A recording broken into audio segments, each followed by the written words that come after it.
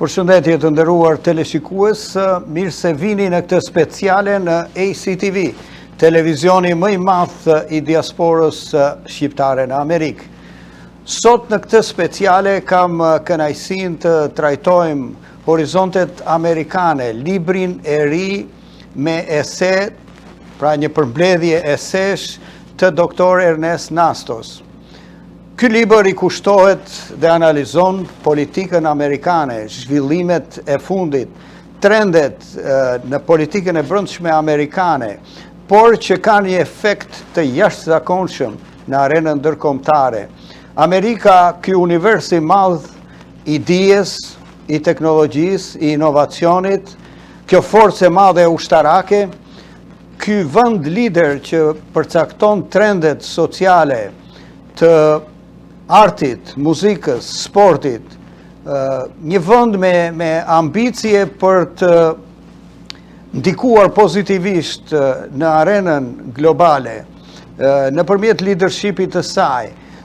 Duhet kuptuar në thellësi historia e Shteteve të Bashkuara të Amerikës.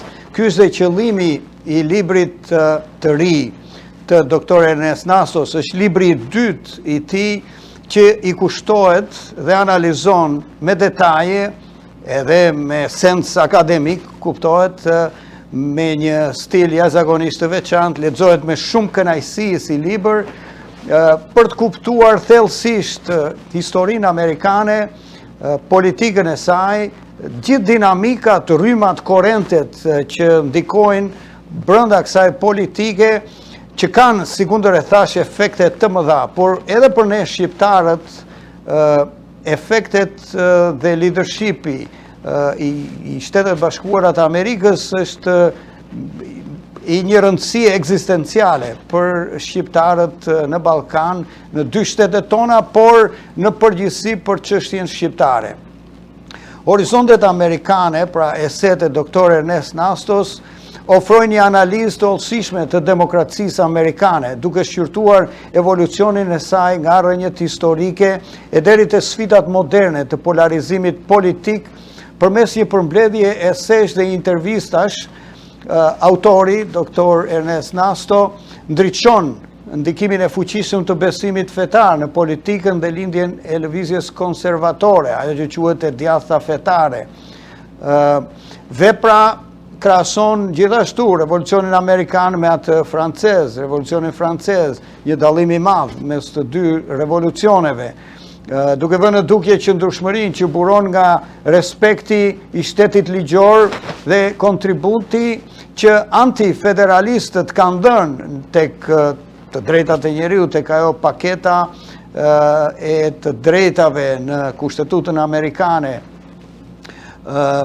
Do të ndalemi gjithashtu edhe tek tranzicioni i gjatë nga fundi i shekullit të 18 deri në fillimet e shekullit e 21, gjithë ky evolucion, gjithë kjo periudhë e madhe historike, shikohet në mënyrë pikante nga autori, nga Dr. Ernest Nastos, duke evidentuar elementet më të rëndësishme që i japin formë politikës amerikane, që ndikojnë, që përcaktojnë leadershipet në periudha të caktuara historike. Por çështja e rëndësishme do ta fillojmë nga Amerika si një fener ndriçues, qyteti me shumë drita në kodër, një shembull për gjithë popujt dhe demokracitë në botë, dhe do të vendosim atë përballë America First të presidentit aktual Donald Trump dhe të Partisë Republikane, që e ka përqafuar dhe mbështetur plotësisht këtë qëndrim, këtë lloj zhvendosje të politikës amerikane për sa i takon interesit të brendshëm kombëtar amerikan, duke zbehur dhe duke u larguar nga roli i liderit botror për të ndihmuar, për të mbajtur brenda kornizave demokratike edhe vendet e tjera të botës nëpërmjet shembullit amerikan. Duhet thënë se ky libër lexohet me shumë kënaqësi nga të gjithë studiuesit e interesuar për të mësuar për politikën amerikane, lexohet me shumë kënaqësi nga studentët e shkencave politike, por është shumë interesant që vjen nga një profesor shqiptar, doktor Ernest Nasto, në gjuhën shqipe, vjen i pastër, vjen me paralelizime me historinë e Shqipërisë dhe sigurisht ne do të trajtojmë disa nga këto elemente, por kurioziteti më i madh i lexuesve do të jetë që ta bleni librin. Ne do të pyesim autorin, doktor Ernest Nasto, për librin, si mund ta bleni, si mund ta gjeni, dhe do të zbulojmë disa detaje nga vetë autori. Por përpara se ta ftoj doktor Ernest Naston në këtë bisedë, në këtë speciale në ACTV, do të ju ftoj të ndjekim një insert të shkurtër të përgatitur nga regjia, të përgatitur nga stafi i televizionit ACTV, kushtuar këtij libri të doktor Ernest Nastos. Le ta ndjekim. Do të bëjmë një zbërthim të thellë të librit të doktor Ernest Nastos. Ideja është të ekzaminojmë në mënyrë tërësisht objektive ato rrënjë historike, ligjore dhe ideologjike që po ushqejnë gjithë këtë turbulencë politike që shohim sot në Amerikë. Ky libër nuk është thjesht një kronike mërzitshme ngjarjesh, është më shumë si një lente përmes së cilës ne vërtet mund të shohim se si u ndërtua një nga strukturat më komplekse politike në botë. Dhe ç'është më e rëndësishmja, të kuptojmë pse pikërisht themelet e kësaj strukture duket sikur po lëkunden fort sot. Fraza hapse i librit nga Skerdilaj Zaimi na godet menjëherë me një paralajmërim mjaft të fortë. Ai thot tekstualisht, bota do të ketë fatin e Amerikës. Ky nuk është një pohim që mund ta kalojmë lehtë. Sipas tekstit, fati i gjithë rendit ton global është i lidhur ngushtë me Shtetet e Bashkuara. Ndaj është absolutisht jetike thelbësore që ne të kuptojmë se si po ndryshon ky model i famshëm. Jemi duke dëshmuar një tranzicion tepër interesant. Nga një fener udhëheqës global, po shohim një komb që në një farë mënyre po tenton të mbyllet në vetvete. Kështu që për të kuptuar pasojat e kësaj përmbar botën, duhet patjetër të kthehemi pas se të shohim si filloi e gjithë kjo. Pra, për t'i dhënë kuptim kësaj përçarje moderne, ne do të ndjekim një udhtim të shkurtër në 4 etapa. Së pari, një rend i ri i kohërave. Së dyti, kufizimi i pushtetit qendror. Më pas kalojmë tek besimi dhe politika, dhe e mbyllim me veçansinë amerikane sot. Fillojmë me pjesën e parë, një rend i ri i kohërave. Dhe e dini, rregulli i artë është që për të kuptuar çdo lloj makinerie të madhe bashkohore, thjesht duhet të kthehemi pas në kohë, në këtë rast në fundin e shekullit të 18, për të parë pak planin e saj fillestar ose ADN-n e saj. Tani, hidhini një sy këtij krahasimi sepse është me të vërtetë thelbësor. Autori referohet një studimi mjaft interesant të vitit 1800 nga Friedrich von Gentz për të vënë përballë 2 revolucione të mëdha. Nga njëra anë kemi revolucionin amerikan. Ky ishte kryesisht një lëvizje mbrojtëse, diçka graduale dhe rreptësisht ligjore, synonte ruajtjen e të drejtave. Por nga ana tjetër, kemi revolucionin francez. Ky përshkruhet si ofensiv, krejtësisht arbitrar, i dhunshëm dhe që synonte praktikisht një shkatërim sistemik pas një lloj kufiri. Pra, thelbi këtu është që stabiliteti i hershëm amerikan nuk ishte thjesht një fat i mirë, ishte një zgjedhje mjaft e vetëdijshme. Të marrim për shembull taksën e famshme të pullave të vitit 1765. Shpesh mendohet ndryshe, por kolonistët amerikan nuk u ngritën në revolt sepse u ishte mërzitur jeta dhe ishin të etur për kaos, as pak. Por kundrazi, ata po bënin një betejë thellësisht konservatore, po mbronin me thonjë të drejtat e tyre ekzistuese kundër një taksimi britanik që me të drejtë e konsideronin jo kushtetues. Pse? Sepse u mungonte përfaqësimi në Londër. Në thelb, eksperimenti amerikan filloi si një thirrje dëshpëruar për zbatimin e ligjit, jo për ta hedhur atë në erë. Kjo na sjell natyrshëm në etapën tonë të dytë, kufizimi i pushtetit qendror. Kalojmë nga revolucioni tek krijimi i vetë republikës, për të hulumtuar pak ato tensionet e ashpra të brendshme që ndërtuan sistemin ligjor amerikan. Dhe e një detaj që mbase do t'ju habis. Shumica prej nesh mendojmë se Karta e të Drejtave ose 10 amendamentet e para ishin të shkruara në gur që në ditën e parë të shtetit. E po, rezulton se nuk ishte as pak ashtu. Ato ishin në fakt një kompromis i detyruar me forcë nga antifederalistët. Këta të fundit kishin një frikë gati paranojake mund të themi, se mos një qeveri qendrore kthehej befas në tirani. Thjesht nuk pranonin të firmosnin asnjë kushtetut pa i pasur këto zinxhir mbrojtës të qartë. Cilat ishin eksaktësisht këto kërkesa ligjore krejtësisht të panegociueshme? Flasim për të drejta themelore. Liria e fjalës, liria e shtypit, ajo e besimit fetar, e drejta për protestë paqësore dhe mbrojtja e patjetërsueshme nga ndëshkimet mizore. Duke i ngulur këmbët fort për këto pika, figura të rëndësishme si Patrick Henry u siguruan përfundimisht që liritë individuale të mbeteshin guri i themelit i të gjithë eksperimentit kushtetues amerikan. Ta themi troç, pa të rezistencë kokë fort në fillim, Amerika e sotme do të ishte një vend krejt i panjohur për ne. Kalojmë tek seksioni i tretë, besimi dhe politika. Këtu fokusi ynë shvendoset tek ato forcat ideologjike dhe fetare që po mobilizojnë votuesit e sotëm, duke u përqendruar sidomos tek ngritja e jashtëzakonshme e asaj që njihet si e djathta fetare. Tani kjo lëvizje patjetër që nuk u shfaq nga hiqi brenda natës, është një evolucion fiksues po ta mendosh. Nisi aty nga vitet 1910 si një lloj lufte lokale me pamflete fundamentaliste që synonin të luftonin modernizmin. Më pas kërcejmë në vitet 50 gjatë luftës ftohtë, ku u formua një aleancë ndisi e heshtur shtetërore kundër komunizmit. Vitet 60 sollën pastaj reagimin e ashpër kundër revolucionit seksual dhe i gjithë kjo val kulmoi në vitin 1979. Aty ndodhe pika e kthesës kur ky grup u transformua në një forcë politike tepër të organizuar e njohur ndryshe si shumica morale. Kjo shumicë morale, e drejtuar nga Jerry Falwell, u ngrit rreptësisht mbi këto 4 shtylla: pro jetës, pro familjes me një theks të martesa tradicionale, pro moralit, pra me një luftë kundër drogës dhe pornografisë, dhe sigurisht pro Amerikës me një mbrojtje të fortë kundër sovjetikëve. Ajo çka na duhet të theksojmë këtu, si i vëret edhe nga autori, është dallimi drastik i tyre me partitë e krishtera evropiane. Këta nuk kishin asnjë lloj interesi të merreshin me varfërinë apo mirëqenien sociale. Këtë gjë ata me qef ja linin tregut të lirë. Qëllimi vetëm dhe i qartë ishte përdorimi i autoritetit të shtetit, rreptësisht për të imponuar etikën e tyre familjare dhe tradicionale. Veçanësia amerikane sot. Më në fund, do të bashkojmë të gjitha këto fije historike dhe ideologjike për të parë sfidat moderne të këtij eksperimenti. Në bërthamën e të gjithë këtij debati qëndron kjo frazë: Novus Ordo Seclorum, një rend i ri i kohrave. Autori thekson se ekziston ky besim i rrënjosur thellë, madje mijëvjeçar, te ideja e veçanësisë amerikane. Është ai koncepti se amerikane nuk është thjesht një vend i radhës në hartë, por një qytet i pacënuar mbi kodër, i destinuar ekskluzivisht për të udhëhequr gjithë botën. Por ja kur lind pyetja, si përkthehet kjo veçanësi në realitetin e sotëm kaotik, libri analizon me shumë objektivitet se si të dyja krahët e politikës moderne po e sfidojnë fort këtë traditë. Nga njëri krah kemi figurën e Bernie Sanders, i cili promovon një identitet gjithnjë më sekular dhe një integrim globalist, praktikisht duke tentuar ta bëjë Amerikën të ngjashme me një shtet social-demokrat evropian, ose me fjalë të tjera, më pak të veçantë. Nga krahu tjetër kemi Donald Trump me atë nacionalizmin e njohur Amerika e para. Ai dëshiron me çdo kusht ta mbajë Amerikën të veçantë, por duke e veçuar atë totalisht, duke izoluar nga bota.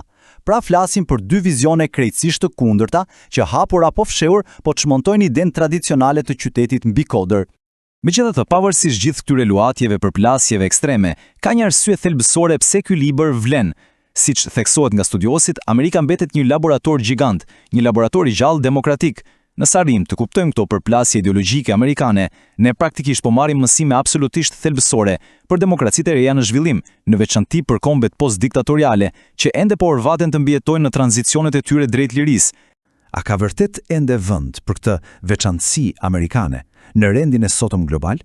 Ai eksperiment guximtar historik që filloi dikur me një taks të thjesht pullash e arriti deri në ngritjen e një perandorie globale. A do mund t'ju mbjetoj dot sot atyre presioneve masive të populizmit dhe globalizmit? Përgjigjja e kësaj pyetje e mjaft madhe po shkruhet përpara syve tan pikërisht tani. Të kuptosh të shkuarën mbetet ndoshta i vetmi busull i saktë për të mos e humbur drejtimin e të ardhmes. Jemi kthyer në këtë bisedë pas insertit të përgatitur nga stafi i televizionit ACTV. Kam kënaqësinë të ftoj përpara jush doktor Ernest Naston, autorin e librit. Unë e kam quajtur, është një përbledhje esejsh, por unë e kam quajtur Horizontet Amerikane. Doktor Nasto, mirë se vjen sërish në televizionin ACTV. Përshëndetje Eduard dhe faleminderit për ftesën. Kënaqësi gjithmonë që të bëjmë biseda të tilla në ACTV. Të falenderoj profesor për praninë tuaj sot në këtë bisedë. Të hedhim dritë pak, të zbulojmë pak të fshetat e librit, por le ta fillojmë me pyetjen e parë, më natyrshëm që bëhet ky është libri juaj i dytë, profesor, dhe para pak kohësh, disa vitesh janë bërë tashmë, ne kemi pas dhe një bisedë për librin e parë. Çfarë të rejash, sjell libri dytë, çfarë ju shtyu të grumbulloni, të shkruani këto esej të veçanta, do të thosha, me botimin e dytë, me këtë përmbledhje të dytë. Po, pashti, libri im i parë, i titulluar Një këmbë nën Zotin, besimi fetar dhe politika në Shtetet e Bashkuara, u botua para 10 vjetësh, edhe ishte, si të thuash, një histori e besimit fetar në politikën amerikane, ose një histori fetare e Amerikës, të thosha, duke pasur parasysh ndikimin e besimit kristian edhe në historinë amerikane, në të gjitha fazet e saj, edhe në politikën e sotme, në kontekstin politik amerikan të sotme.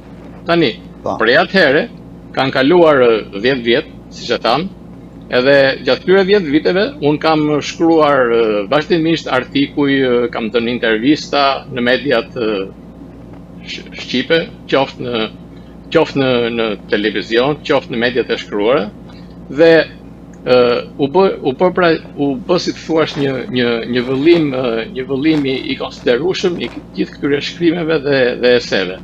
Ndërsa merita për përmbledhjen e këtyre eseve në një vëllim të vetëm i takon miku tim, autorit Visar Zhiti, i cili më sugjeroi këtë ide, që pse të mos i përmbledhim këto në një vëllim të vetëm. Dhe kuptohet e gjeta me interes këtë ide, edhe pastaj Visari më rekomandoi edhe botuesin, shpinda mirënjohur botuese Onufri, ku ekipi i zotit Bujar Hudhri bëri një punë të lavdërueshme dhe përfundoi pra me një botim shumë cilësor nga ana e paraqitjes, që e keni sot në dorë, dhe për përmbajtjen pastaj ajo fjala i takon lexuesit. Unë them që është një kontribut i mirë dhe i veçantë për të kuptuar pra siç thatë dhe juve politikën amerikane dhe evolucionin e saj gjatë gjithë këtyre viteve. Po, profesor, unë me shumë kënaqësi e kam lexuar librin që ju më nisët dhe të falenderoj, gjithmonë i lexojmë, përcjellim dhe mundohemi edhe ti ritransmetojmë tek teleshikuesit gjitha shkrimet. Ju keni qenë shumë aktiv te kjo pjesa e analizës së politikës amerikane. Ndoshta pa ju si tu është bërë një kompliment të pamerituar, ju jeni i vetmi që keni një analizë të thellë të politikës amerikane në raport me autorët e tjerë të cilët e analizojnë me një lloj glorifikimi, duke mos parë edhe gjërat e kritikueshme, po duke parë vetëm gjërat e mira, të lavdërueshme që vijnë nga historia e këtij shteti të madh, kësaj demokracie të madhe. Profesor, e kam menduar që bisedën ta organizojmë në 4, si të thuash, kapituj, ose kategori të mëdha. Do të fillojmë me një rend i ri. Do të vazhdojmë me kufizimin e pushtetit dhe paketën e të drejtave që u implementua në Kushtetutën Amerikane. Do të vazhdojmë me besimi dhe politika, si ka evoluar besimi te politika amerikane, dhe do të përfundojmë te veçanësia sot. Dhe brenda këtyre kategorive të mëdha do të kemi nën pyetje. Dua ta filloj, profesor, duke filluar me atë pikën e parë që tham, një rend i ri. Shumë interesante që në fund të shekullit të 18, kolonitë amerikane kundërshtuan hapur atë taksën e re që parlamenti britanik vendoste mbi kolonitë dhe ishte një për pullat, taksa mbi pullat që si thua ishte shkëndia e parë e revolucionit amerikan, një kundërshti që buronte nga ajo që do të linte më mbrapa, Republika dhe produkti post-revolucion.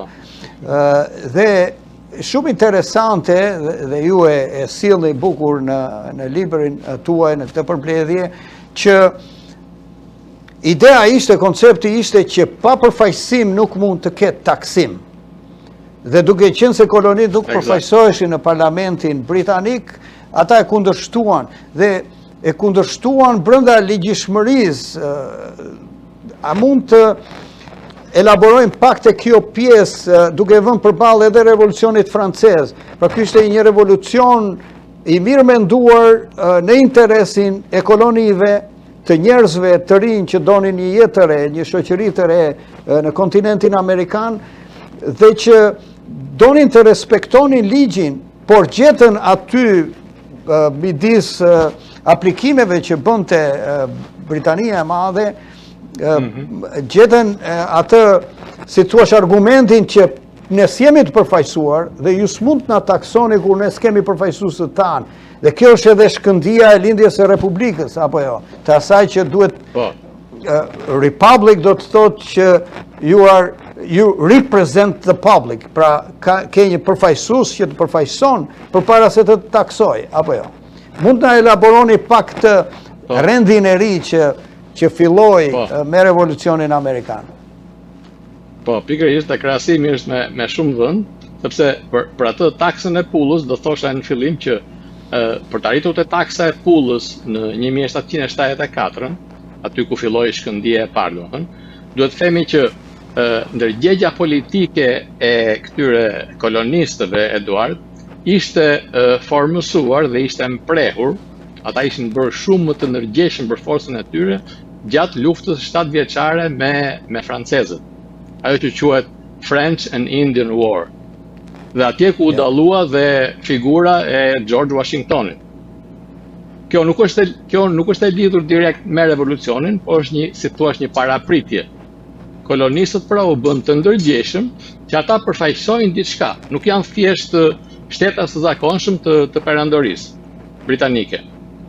Tashti, erdhi çështja e taksës së pullës që tham, sepse parlamenti kishte ato probleme, donte të mbushte arkat e veta të zbrazura nga lufta etj.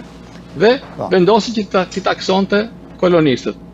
Ktu lindi pikërisht kundërshtimi, sepse kolonistët gjatë gjithë kohës, duke filluar që nga taksa e pullës dhe deri në fund të gjithë ecurisë që çoi më në fund tek viti 1776, gjatë gjithë këtyre viteve ata u munduan t'i kërkojnë parlamentit vetëm të drejtat e tyre si qytetar britanik.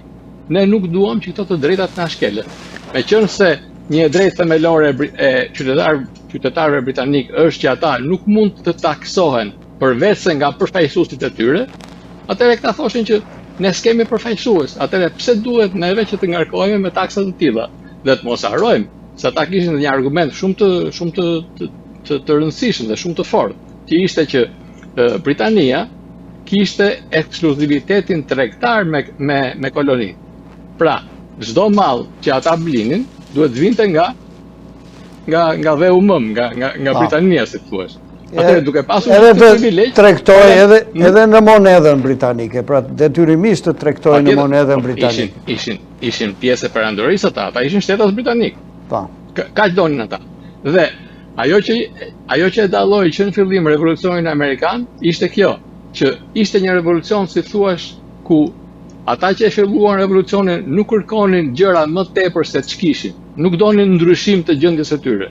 Ata thjesht donin që parlamenti britanik të mos u binte me qafë kot, të mos u ngarkonte, domethënë taksa të tjera dhe detyrimet të tjera, të cilit nuk ishin në përputhje me ligjin britanik.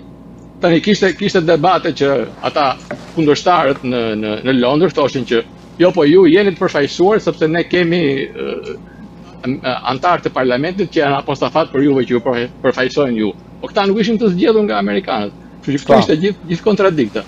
Domethënë ata bën një revolucion që lindi nga maturia. Ne nuk duam asgjë më tepër se ç'kemi. Vetëm mos na ndërhyni dhe mos na ngarkoni me gjëra që ligji britanik nuk i parashikon. Kjo është e kundërta e francezëve, sepse francezët u ngritën për të përmbysur rendin që në fillim. Po. Ata donin ta përmbysnin nga themelet. Shumë më tepër se ç'kishin. Pra donin ta përmbysnin nga themelet, po. Ndërsa këta donin thjesht, këta donin që po ta thuash me një gjuhë të thuash si të zakonshme, të shprehjes së zakonshme që e thot popullin, ne duam që na linë rehat. Kjo ishte gjithë ajo që e nisi revolucionin amerikan. Dhe këtu ishte dhe dallimi i madh me atë katrahurën dhe rrëmujën e madhe të revolucionit francez.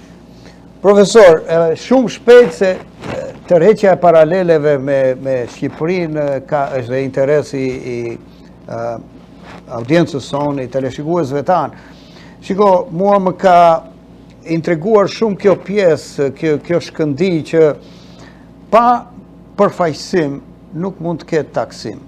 Dhe po mendoja që si është deformuar përfaqësimi në politikën shqiptare me sistemi zgjedhor ku deputetët vetëm emërohen nga kryetarët, nga partitë politike, janë punëtor partije, domethënë i serviret një listë elektoratit. Pra këta nuk janë të përfaqësues drejt për drejt të elektoratit të popullit. Dhe ç'a ndodh? Dhe ç'a ka ndodhur me këta që janë përfaqësues të popullit? Këta kanë bërë ligje, 2 ligje për cilat edhe protestat e mëdha të rinisë në Tiranë që ne i përshëndesim dhe i inkurajojmë, i përkrajmë, janë 2 ligjet e fundit. Një është ligji për investimet strategjike që i imponohet popullit vetëm se është votuar nga këta deputet që s'përfaqësojnë popullin. Pra, paralelizmi këtu është që taksa e pullës që i vendosën britanikët kolonive ishte kur ata s'kishin deputet.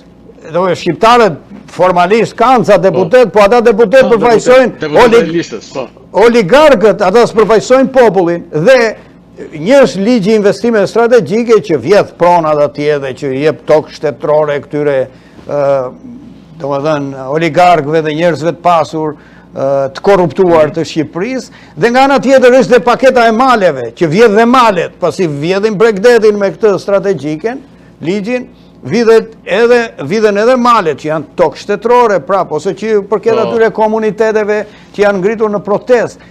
Pra, sa esenciale është që një popull të jetë i ndërgjegjshëm për të zbatuar ligjin, kur ligji është vendos nga përfaqësuesit e popullit dhe është menduar që ata përfaqësojnë interesin popullor.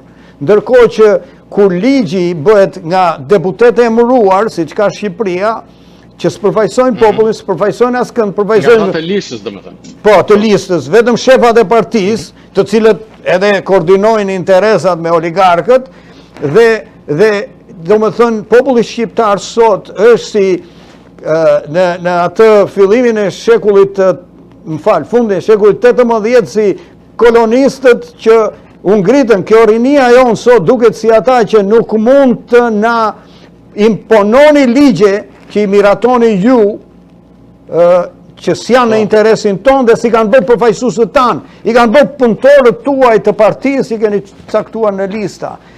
A është paralelizëm i, si të thuash, logjik që bëjmë, profesor, apo mos është pak e tepruar? Jo, nuk them që është e tepruar, Eduard, sepse është vërtet një paralelizëm e vënd, për atë arsye që thamë që këta deputetët në Shqipëri janë të emëruar nga listat e mbyllura. Tani, mund të kemi një, si të thuash, një qasje të tërthort dhe themi që po mirë, njerëzit votuan për këto lista. Po nuk është njësoj sikur njerëzit të votojnë për deputet që prezantohen me programe të ndryshme në çdo zonë, të votojnë për secilin deputet pra. Kjo është diferenca e madhe. Pa, ajo e bën votimin krejt... Ajo e bën votimin demokratik. Ajo e bën votimin demokratik dhe jo vetëm në nivel politik kombëtar, por edhe në çdo nivel lokal. Pra pjesëmarrja e atyre. Prandaj thonë që demokracia në rast të parë fillon nga demokracia lokale. Në qoftë njerëzit angazhohen në zgjedhjen e organeve lokale në mënyrë të ndërgjegjshme, pra dhe në mënyrë të jenë të ndërgjegjshëm për ato se çfarë po bëjnë, atëherë kjo duhet pasqyrohet edhe në zgjedhjet parlamentare, ato që quhen zgjedhje politike. Bëhesh përfaqësues i popullit, në qoftë se populli të zgjedh në gjithë procesin. Po. Jo Në në gjithë procesin, po. Jo në fund që të jepet një listë dhe s'ke nga janë banë dhe njerëzit duhet të venë. Po.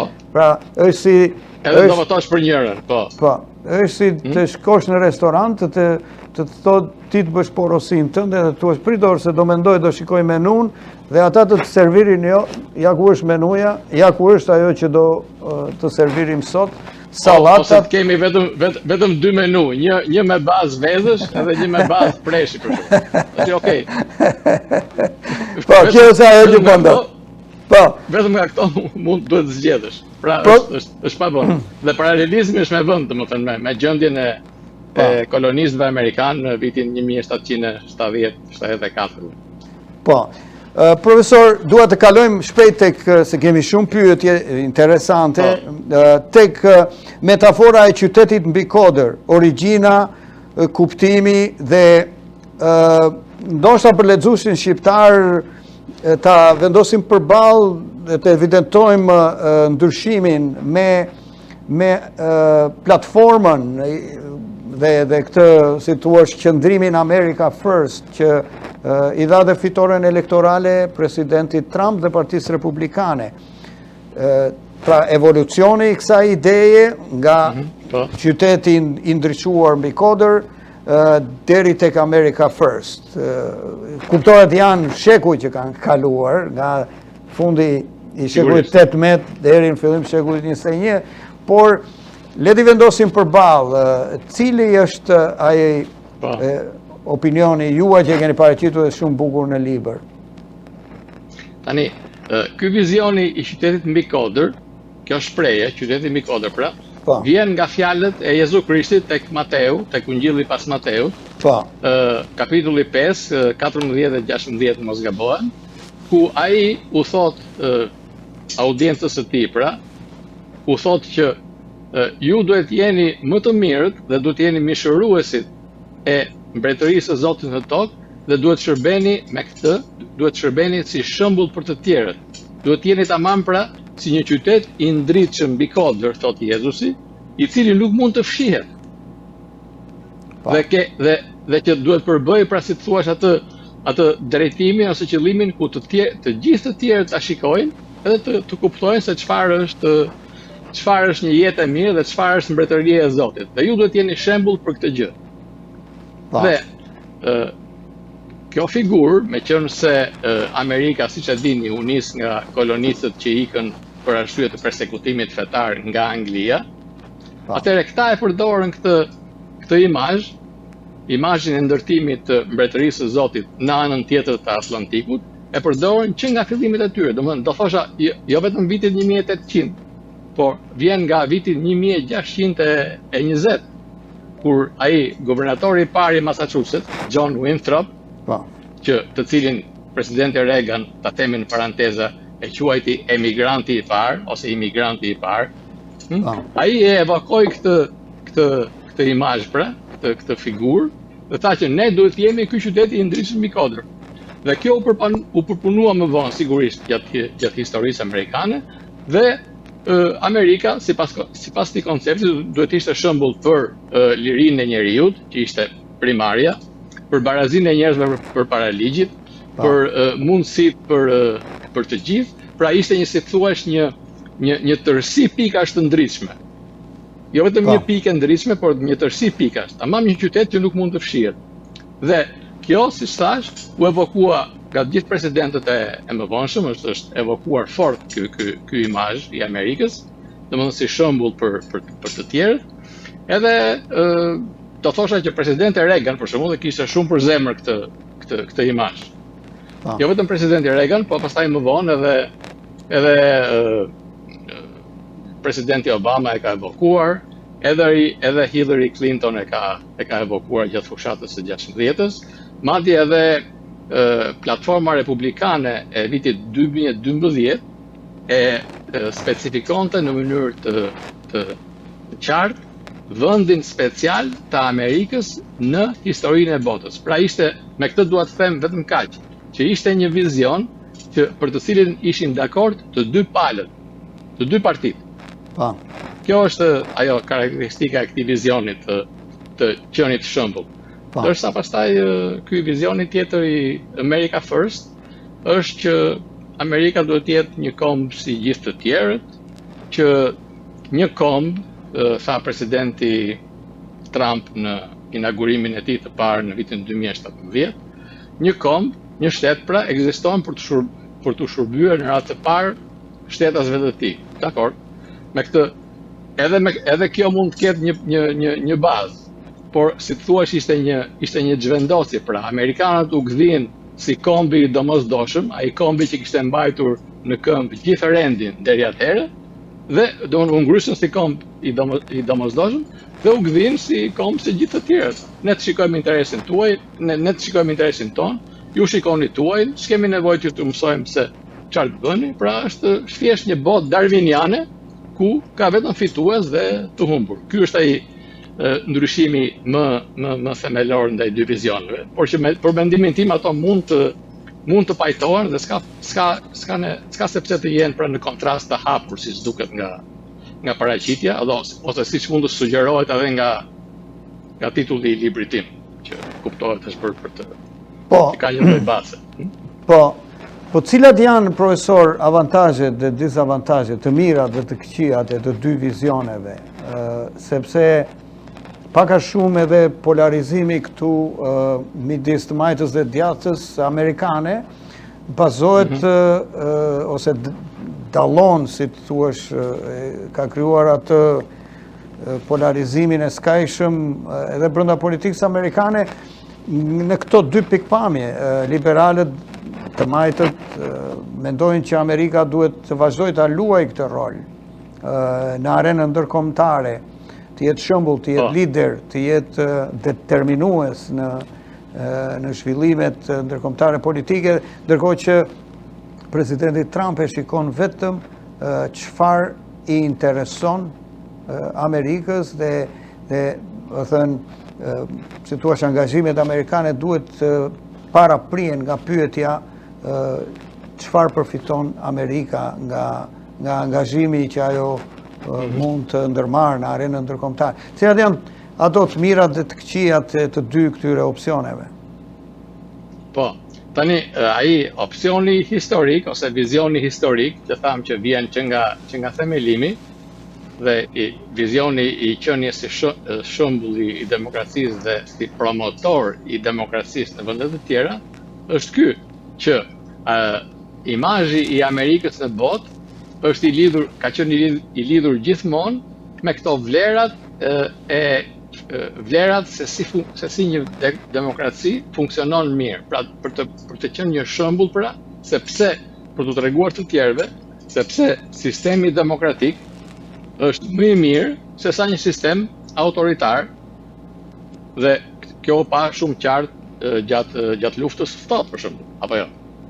Domethënë, gjithë përpjekja amerikane ishte promovimi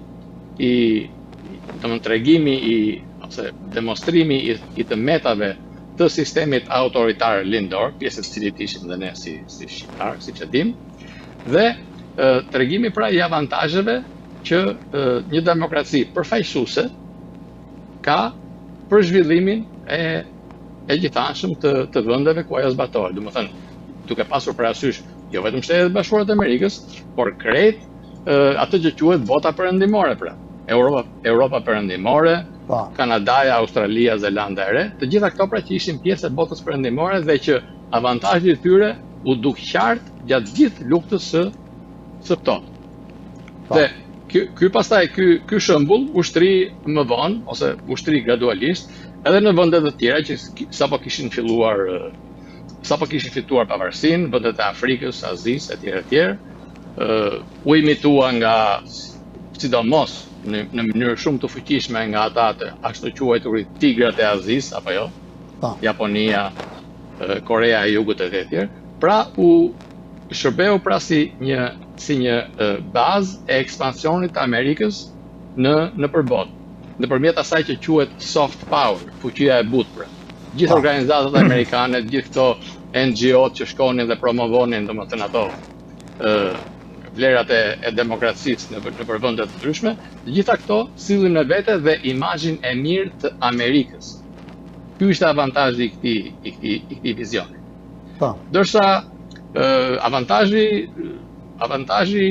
i këtij vizioni tjetër, domethënë America First, është që të gjithë të tjerët të paguajnë vetë për atë kohë. Domethënë ne s'kemi në një detyrim pse të mbështesim demokracinë në vende të tjera, nuk duhet t'u japim mend të tjerëve se si ti menaxhojmë punët në vendet e tyre dhe ne shqetësohemi nga fakti që ka shumë shpërdorime me këto pikërisht këto programet e mëdha dhe një tasi e madhe fondesh pra që harxhoheshin për këto organizatat jo qeveritare në emër të kësaj fuqie së butë. Por këto nuk ka pse të jenë në kundërshtim me njëra tjetrën themon. Po. Sepse ky vizioni i qytetit mbi kode për shembull mundet që të vazhdoj dhe të ruaj bazën e tij historike, sepse siç thash, për mendimin tim, i ka shërbyer mirë Amerikës gjatë 250 viteve, sidomos pas luftës së parë botërore dhe luftës botërore, por duhet që të ulet pak ajo, si thua, ajo dalldisja idealiste, dhe që e kemi parë qartë në përpjekjet, për shembull, për të vendosur demokraci në vende që nuk janë as pak gati për të përdorur pra një makineri të ndërlikuar demokratike, siç ishte për shembull Iraku dhe Afganistani. Po. Dhe që sot mbahen si shembuj të këtij dështimit të këtij vizioni, apo jo? Domethënë ta frenosh pak idealizmin.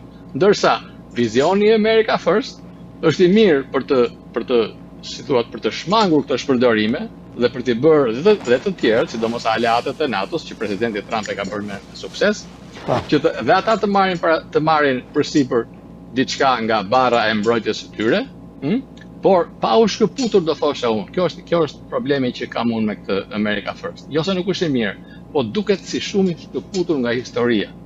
Po. Në qoftë se ky do të ruaj bazën historike, sepse s'ka se pse të mos e ruash bazën historike. Pra, vërtet mundet që të kërkojmë të tjerëve të paguajnë, por ama idealet e promovimit të demokracisë mund t'i mbajmë edhe mund të shikojmë dhe mund t'i zbatojmë atje ku mendojmë se kam shumë gjasa për dalë me sukses. Kaq. Prandaj them që këto të dyja mund të harmonizohen fare mirë. Nuk kanë nevojë sepse të jenë polarizuese. Po. Këtë duhet të them. Profesor, atëherë do të kalojmë tek çështja kategoria e dytë, pra nga ato katër kategoritë që tham në fillim të bisedës, te kategoria e dytë kufizimi i pushtetit dhe roli i antifederalistëve. Është interesante që paketën, kartën e të drejtave e kërkuan me forcë ata që ishin kundër federatës në revolucionin amerikan dhe edhe më vonë, si thua, mbasi Amerika deklaroi edhe pavarësinë e saj. Kjo kufizimi të drejtave që ju edhe e sillin libër si një çështje jashtëzakonisht të rëndësishme, një nga gjërat më brillante që është implementuar, është sjell në kushtetutën amerikane, Bill of Rights, karta e të drejtave. A e kufizon kjo dhe pse lindi nevoja që të kufizoj pushteti? Dhe një tjetër diçka që doja ta përmendja, duke qenë që regjia na ka sjell në ekran dy shtyllat kryesore të identitetit amerikan. Shtylla e parë është shteti natyror, iluminizmi, besimi te arsyeja, liria ekonomike, pragmatizmi dhe kufizimi i pushtetit shtetëror. Dhe kjo lidhet edhe me këtë që sapo thash me kartën e të drejtave. Dhe shtylla e dytë, shteti i krishter, puritanizmi, morali publik, ideja se të drejtat vinë nga krijuesi dhe ndjesia e një misioni të shenjtë, providenca. Dhe doja dhe ta elaborojmë pak moralin publik me moralin individual. Si u gërshetua kjo dhe si shikohet sot kjo gjë? Morali publik për shembull shikohet nga nga e djathta amerikane, te familja, te vlerat, tek ajo e djathta fetare, te martesa, te aborti, e drejta e jetës, dhe njëkohësisht ajo që quhet morali publik është që të mos ketë varfëri, që njerëzit mos jenë në nevojë, pra të kesh moral që bazuar edhe mbi strukturën e besimit kristian, të gjithë njerëzit të prosperojnë, të mos ketë njerëz që vuajnë. Pra ky është morali publik. Ndërkohë që më tepër republikanët dhe konservatorët janë të fokusuar te morali individual, personal. Këto të dyja, profesor, si shtylla, edhe të ndalemi te kufizimi i pushtetit dhe karta e të drejtave. Po. Tani, ky debati për çështjen e autoritetit të qeverisë qendrore ishte themelor në mbledhjen kushtetuese të vitit 1787 në Filadelfia, sepse ato nenet e konfederatës që funksiononin deri atëherë ishin fare të pamjaftueshme për funksionimin e shtetit të ri që sapo kishte lindur në vitin 1787.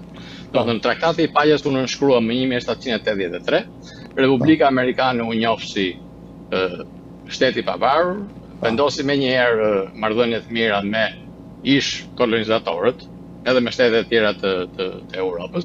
Në ndryshim pra edhe ky, po e them kështu kalim si një ndryshim i madh nga revolucioni francez, i cili nuk e mbajti dot furinë e tij derisa e mbyti në gjak gjithë Europën, po nëse s'ka rëndësi kjo. Dhe prandaj thash që kjo çështje e autoritetit të qeverisë qendrore ishte shumë bazike dhe ishte një debati nga më të fuqishmit në mbledhjen kushtetuese, sepse frika e gjithë themeluesve, etërve themelues, pra që u mlodhen atje, ishte që qeveria qendrore nuk duhej të kthehej në tirani. Kjo ishte shqetësimi i tyre kryesor. Prandaj patin dhe debate shumë të mëdha. Madje shteti e Rhode Island, duke pasur parasysh atë projektin që ishte paraqitur që qeveria qendrore sipas tyre merrte kompetenca shumë të mëdha, refuzoi fare që të shkonte në konvent. Dhe disa të tjerë, disa delegat madje e braktisën këtë në shenjë proteste. Dhe diskutimet e mëdha që u bën lidhur me të drejtat e qytetarit dhe me domosdoshmërinë e pasjes së një ligji të veçantë për të drejtat, kjo çoi pastaj në atë që vërtet kushtetuta u nënshkrua pa këtë listën e të drejtave, pra pa ndonjë Bill of Rights, por ama u hap menjëherë diskutimi pas nënshkrimit të kushtetutës, kur ju qua për miratim shteteve. Dhe këta që e kundërshtuan autoritetin e qeverisë qendrore, ngulën këmbë dhe thanë që sepse kushtetuta duhet miratohej nga asamblet e shteteve, kuptohet, nga parlamentet e shteteve, që të hynte në fuqi. Dhe ata thanë, në shumë nga këto shtetet, sidomos në Massachusetts, Virginia dhe New York, ishin disa shtete kyçe atëherë, ata thanë që në qoftë se nuk kemi garanci që do të miratohet një kartë të drejtash, në mënyrë që mund të jenë të pashkelshme nga qeveria federale, kjo ishte ajo synimi i tyre, pra, që të kemi një kartë të drejtash, të cilat qeveria federale nuk mund t'i shkelin në asnjë mënyrë. Pra të garantojmë njerëzit që të drejtat e tyre nuk do të shkelen, dhe pastaj mundet që të debatojmë për të tjera dhe mund ta miratojmë kushtetutën e cila mund të përmirësohet. Dhe pikërisht kjo këmbgulje e tyre ja mbushi mendjen atyre që ishin për federalizmin, pra për atë nënshkrimin e kushtetutës ashtu siç ishte, dhe thanë, dhe kompromisi ishte ky. James Madisoni e bëri këtë gjë, tha që dakor, shkruajmë kushtetutën kështu siç është dhe ju garantoj që sapo të mblidhet kongresi i parë, do t'ju paraqes një listë të drejtash, ashtu siç ndodhi në fakt, u paraqit në kongresin që u mblodh në vitin 1789 dhe pastaj në vitin 1791, pas miratimit të kësaj karte të drejtash, ajo u bë pjesë e kushtetutës dhe siç e thatë dhe juve, ajo ka qenë baza mbi të të gjitha ose pjesës së madhe të debateve të çështjeve që ngrihen sot në gjykatat amerikane. Domethënë nuk debatohen shumë nenet e tjera, nenet bazike të kushtetutës, po debatohen gjithmonë shumë këto të ashtu quajturat pra Bill of Rights, karta e të drejtave. Të drejtat e pashkelshme të qytetarëve amerikanë. Kjo ishte, prandaj themi që merite atyre antifederalistëve, megjithëse ata nuk fituan, si thua atë debatin atë. Përsëri, ata e kondicionuan në mënyrë shumë të ndjeshme kuadrin ligjor të Republikës, e cila po të mos ishte miratuar ajo, nuk e dim se çfarë Republike do kishim sot. Kjo ishte rëndësia. Ndërkohë, profesor, po shumë e saktë, shumë e qartë, te pjesa e kartës së të drejtave dhe nevojës për të, si thua, bërë pjesa më e rëndësishme dhe më veçantë e kushtetutës amerikane në raport me kushtetutat e tjera.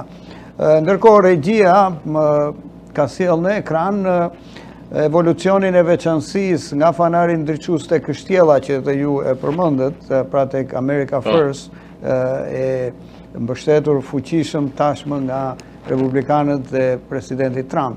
Nga shekulli i 17, zgjimi i madh, qyteti mbi kodër, Amerika si model moral hynor.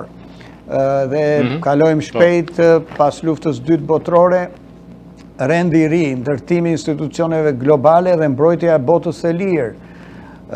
Vazhdojmë mëtej me epokën e globalizimit, që filloi diku nga vitet 90. 1990, ose dhe diçka më përpara. Universalizimi i ëndrës amerikane dhe koncepti i shoqërisë hapur, pra kjo globalizimi, një shoqëri e madhe globale.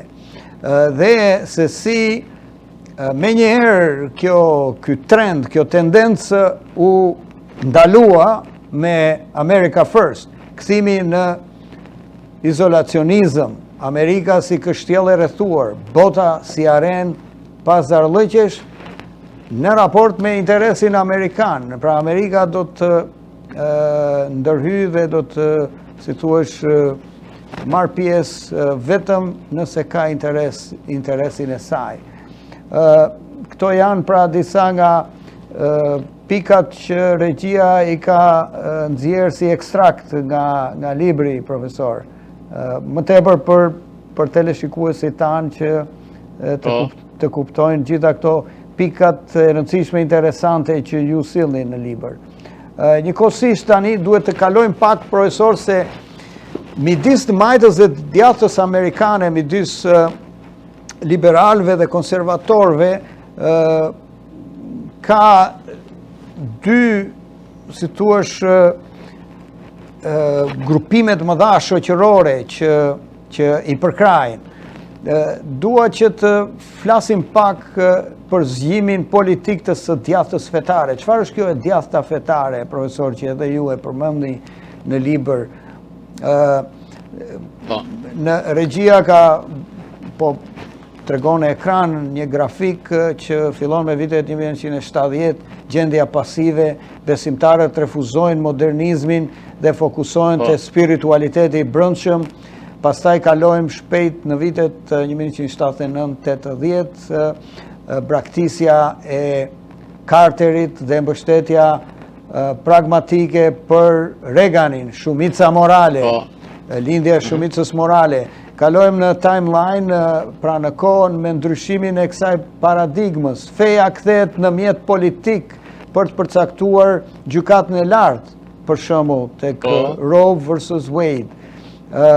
Dhe kalojmë më mbrapa në këtë timeline dhe në këtë grafik interesante që shohim në ekran një pakt faustian për pushtet politik mbi parimet klasike kristiane. Të flasim pak për këtë ndikimin e të djathtës fetare dhe atë moralin, si tham, moralin shoqëror, moralin publik shoqëror dhe moralin individual. Çfarë ndikimi kanë pasur këto, profesor, në politikën amerikane, politikën e re, duhet të thënë, pra të shekullit 20 dhe 21?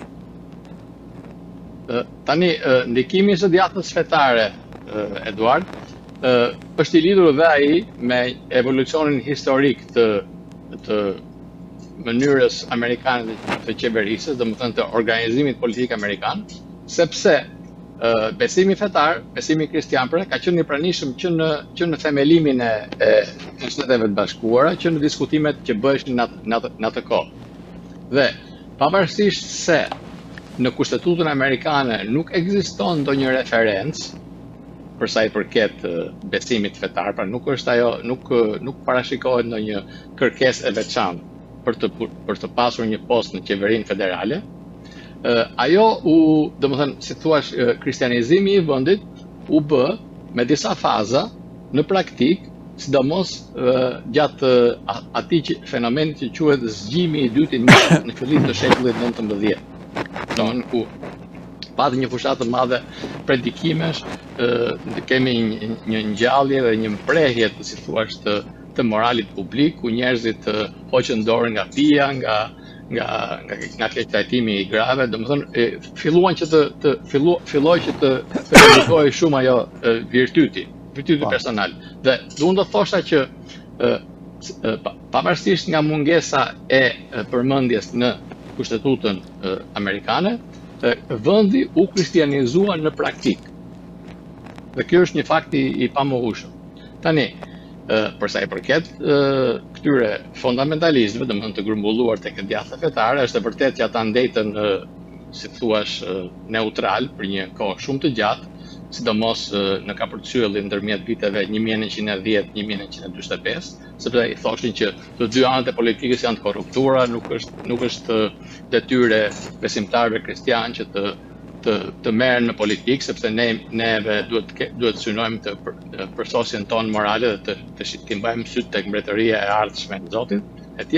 Mirë, po pastaj, duke u ndërmjet domethënë pas luftës së dytë botërore, ndryshimi i madh që ndodhi ishte se duke qenë Amerika përballë një sistemi ateist, siç ishte sistemi sovjetik, atëherë kjo u pasi një mënyrë për të mbledhur këto masat e mëdha të besimtarëve kristian, dhe për t'i futur në betejat politike që bëheshin asaj kohe, dhe për t'i rreshtuar me Partinë Republikane, e cila shihej si më e vendosur në qendresën ndaj komunizmit. Kjo ishte pika, si thua, themelore, që i futi ata në politikë. Dhe prej atëherë, ata janë bërë një forcë e madhe, sidomos në vitin 79, do pa qartë e përmendë dhe juve, kur ata braktisën në mënyrë fare flagrante, do të thosha, një person që ishte i tyre, siç ishte presidenti, ose guvernatori i Georgias, Jimmy Carter, që ishte një besimtar kristian jashtëzakonisht i devotshëm, në favor të një figure siç ishte guvernatori i Kalifornias Ronald Reagan, që nuk ishte se shprehte në një devotshmëri të madhe ndaj besimit kristian, rrallë shkonte dhe në kish. Domethënë, kjo ishte një braktisje, do thoshte unë, flagrante, që u tregoi qartë amerikanëve që ky grupim, pavarësisht se përdor gjuhë fetare, gjuhë kristiane, është në rast të parë një grupim politik. Dhe ndikimi i tyre, domethënë, dhe lidhja e tyre me Partinë Republikane ka qenë vazhdimisht e pranishme dhe vazhdon të jetë edhe deri në ditët e sotme. Ata kanë pasur ndikim të madh, sidomos në administratën e presidentit George W. Bush, në vitet pra 2000 deri në 2008, ishin përkrahasit më të mëdhenj të luftës së Irakut. Domethënë, ishin një grupim që ishin për fuqinë amerikane të zbatuar në mënyrën më të ashpër. Dhe kjo ishte sigurisht, edhe kjo është një kundërvënie ndaj normave të moralit kristian, ku të gjithë njerëzit janë barabartë, që fletet ku dhumna përjashtohet si mënyrë e zgjidhjes së problemeve, etj. Po duhet të them që lidhja e tyre pra me Partinë Republikane është e vjetër. Dhe ishin po këta që i dhanë pra kandidatit Trump mbështetjen e tyre kryesore, dhe ishin po këta që për kandidatin Trump në vitin 2016 ishin bloku votues më konsekuent dhe më i qartë në bindjet e tyre. A është e djatha fetare sot këtu në Amerikë, e fokusuar më tepër tek e drejta e jetës, pra diskutimi i abortit, tek martesa, qëndrimi për martesën, midis një mashkulli dhe një femre, qëndrimet morale të familjes, për familjen, çfarë definon familjen, dhe si të ruhen vlerat familjare në përputhje dhe me besimin kristian. Dhe të vazhdojmë më tej tek lirit kryesore, si është ajo e mbajtjes armëve. Dhe kjo është dhe interesante dhe dua dhe këndvështrimin tuaj. Amerikanët synojnë që këtë të drejtë të mbajtjes së një arme zjarri e kanë edhe si kundër përgjigje ndaj çdo lloji tendence që qeveria mund të ketë për të kufizuar liritë e qytetarëve, që ata të jenë të gatshëm të mbrojnë liritë e tyre.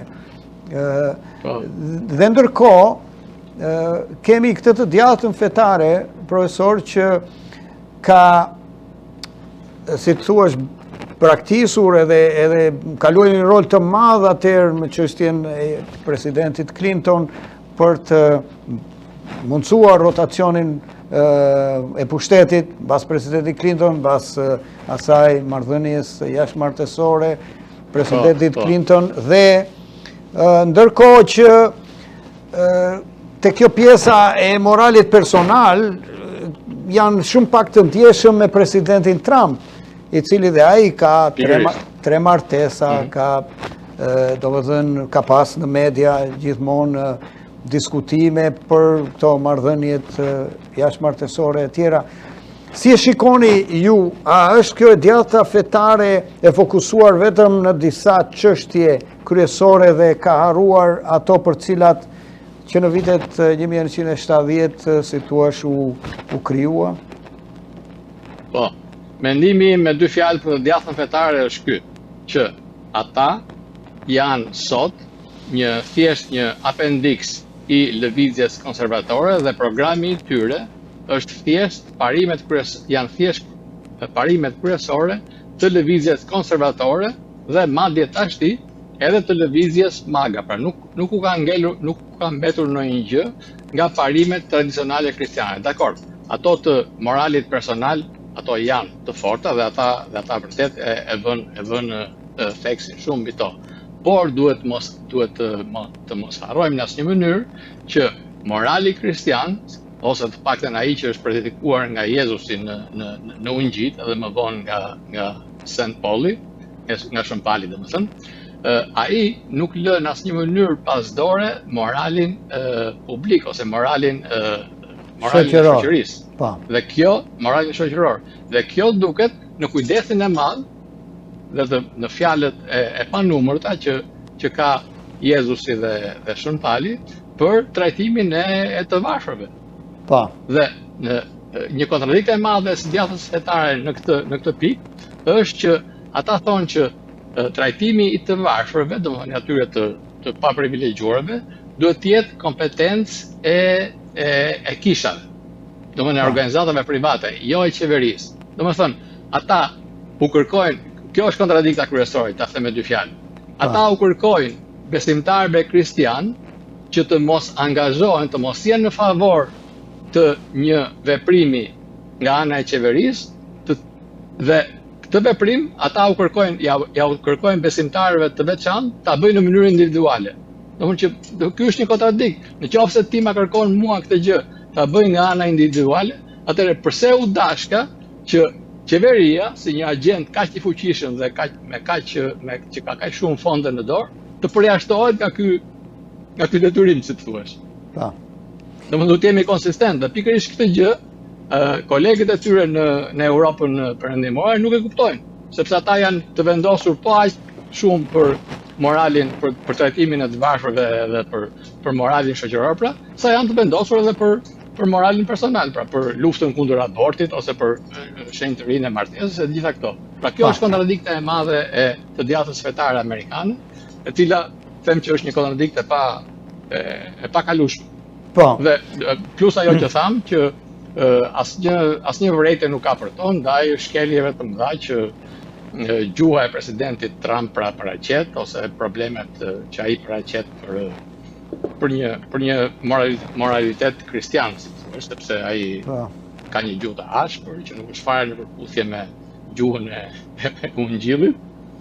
Dhe prandaj do të thosha që është një lëvizje krejt politike, pra që nuk mund të shpëtoj nga kontradiktat e një lëvizje të tillë politike, pra. Nuk do ta kemi këtë iluzion që është një lëvizje kristiane, nuk është më një lëvizje kristiane.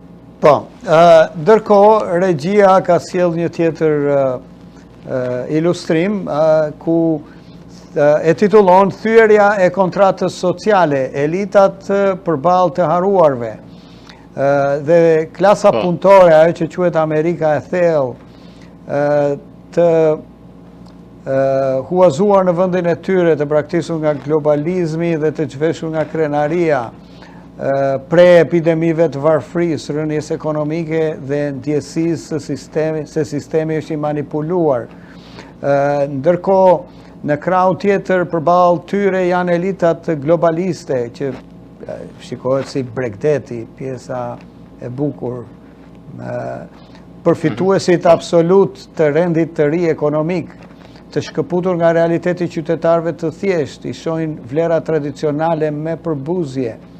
Në këtë ndek lullzon populizmi dhe prishja e besimit të institucionet. Dhe kjo është edhe pika që do të kalojmë tani, profesor, për të folur tek polarizimi sotëm, arsyet e këtij polarizimi, roli i mediave sociale. A janë mediat sociale që krijojnë probleme me si thuash deformimin e fakteve, me një farë ndikime nga algoritmat, se thot edhe kryeministri Rama që janë algoritmat, thot se ne jemi në rregull, thot me punët tona, por na janë qepur keq, thot algoritmat. Dhe ky polarizim dhe çështja e besimit, dhe ajo që do më thënë si konkluzion që unë pash nga libri, profesor, që dua ta sjellë biles që jap shumë kredite, është që juve sillni ligjshmërinë në njërin anë që duhet të jetë esenciale për një shoqëri, dhe Amerika është shembull për këtë, dhe që nga revolucioni ata nuk dolën kur kundër ligjit, veç se mbrojtën të drejtat e tyre, pra nuk ishin për rrëzim nga themelet të një sistemi. Dhe mund të kesh ligje, pra ligjshmëria, por besimi për të zbatuar ato është po aq i rëndësishëm në një demokraci, sepse në qoftë se populli lëkund besimin tek ato ligje ekzistuese, tek ligjshmëria dhe kuadrati ligjor, atëherë ajo demokraci është e dështuar. Dhe dua t'ju pyes, profesor, a është kjo vërtet diçka që po ndodh me Shqipërinë? Shqipëria ka ligje në letër, po ka korrupsion në praktikë. Ka korrupsion në praktikë, ka probleme të mëdha me besimin. Po t'i pyesësh shqiptarët, gjitha anketimet janë që nuk ka drejtësi sociale, nuk ka drejtësi juridike, nuk kanë besim të zyrtarët, nuk kanë besim të shteti, dhe megjithëse mund të kujtosh ligjin, prap ata e kuptojnë që nuk ka asnjë vlerë, pra e kanë humbur besimin. Kjo kriza e besimit përballë ligjit që duhet të ekzistojë, a janë këto, dhe unë të thash e kam evidentuar në librin tuaj si një gjë shumë interesante që si thuash lidhet edhe me situatën politike në Shqipëri. Pra shqiptarët janë mosbesues megjithëse ka ligje. Amerika ndoshta është një demokraci e suksesshme për arsye se këtu ka ligje që zbatohen, sepse drejtësia nuk të lejon që të mos i zbatosh. Dhe kjo e mban besimin e publikut në nivelin, si thuash, optimal, dhe prandaj demokracia funksionon. Dhe ka dhe atë aftësinë shumë të veçantë që ka demokracia amerikane të vetë korrigjimit, që vetë korrigjohet se gjëra ndodhin dhe këtu. Kjo është e rëndësishme. Po, pra, a mund të elaborojmë pak të kjo rënja e besimit dhe kontrata sociale që duhet të ketë shoqëria me pushtetin. Po, tani, çështja e polarizimit, Eduard, është një çështje që ka filluar prej shumë kohësh në politikën amerikane, për fat të keq pra, që nga betejat e viteve 70 që i përmendëm pra, Carter, Reagan e tjerë, dhe më vonë u vazhdoi polarizimi në një kohë që edhe ajo si thuash ndryshimi ose diferenca ndërmjet atyre të pasurve dhe të varfërve vazhdoi të thellojë në mënyrë të vazhdueshme. Dhe kjo nuk e ndihmon pra që polarizimi të paksohet, përkundrazi, bëhet një shkas për një polarizim më të thellë, sepse njerëzit, në qoftë se kjo diferencë është e madhe, kjo është e keqja e diferencës së madhe në shpërndarjen e të ardhmit. Nuk është se duhet që t'i lëm njerëzit të lirë, sigurisht që duhet t'i lëm të lirë, që të pasurohen sa të duan, sipas ligjeve të sistemit kapitalist. Por e keqja është që në qoftë se kjo diferencë pra bëhet tepër e lartë, atëherë njerëzit thonë që nuk ka mundësi që ky ose ai të bëhet kaq i pasur pa e përdorur sistemin në favor të tij. Pra sistemi nuk është i drejtë. Domethënë nuk ka rëndësi se sa e drejtë është kjo në praktik nga ana ligjore. Por ka rëndësi sepse këtë perceptim ju krijon njerëzve. Prandaj klasat e larta historikisht janë kujdesur që edhe klasat e ulta të kenë fjalë ose të kenë një lloj pjesëmarrje në fatet e vendit, pra duke u dhënë votën, domethënë, të gjithëve, duke shtrirë të drejtën e votës në të gjitha shtresat, të pasur, të varfër, se më përpara kanë qenë të votonin të pasurit, po dua të them që kjo është e keqja e kësaj diferencës së lartë. Pra ka mënyra dhe shumë shtete kanë arritur që ta zgjoglojnë këtë diferencë të madhe me masa të ndryshme. Dhe kjo ndikon sigurisht në uljen e polarizimit. Por ama, unë do thosha që një faktor tjetër që ka sjell polarizim të madh në Amerikë është fakti që elitat nuk u kujdesën fare kur sipas asaj idesë së globalizmit që po na ndjek kudo domethënë sot, fabrikat u çmontuan nga Amerika e Thellë dhe u nisën për në Kinë dhe në Meksik. Ose futja e Kinës për shembull në Organizatën Botërore të Tregtisë. Pse? Sepse në këtë mënyrë ishte ai iluzioni që besoj se sot është zhvlerësuar komplet, që duke e bërë Kinën të hapur ndaj tregtisë pra, atëherë do të liberalizohet edhe nga ana politike, gjë që nuk ndodh. Pra liberalizimi ekonomik do të cilëte pra liberalizimin politik, gjë që nuk ndodhi. Mirë po, çfarë ndodhi nga ana tjetër? Ndodhi që gjithë këta të harruarit e Amerikës së Thellë pra, për këta nuk u kujdes njeri, pasi këta humbën punën. Dhe rrjedhimisht kjo domethënë përforcon atë mosbesimin ndaj sistemit. Kjo ishte një arsye e madhe e polarizimit. Ose mos harrojmë për shembull menaxhimin tepër të vajtueshëm, do thosha unë, të krizës vitit 2008 nga një administratë demokrate aq më tepër. Domethënë, nuk pati asnjë mas në favor të popullit të thjeshtë, të njeriu të thjeshtë që humbi shtëpinë dhe që humbi çdo gjë, por pati gjithë ato masa ndaj bankierëve, asnjë ndëshkim ndaj bankierëve që sajuan gjithë ato marifete, domethënë financiare, dhe që shkaktuan krizën në fund të fundit.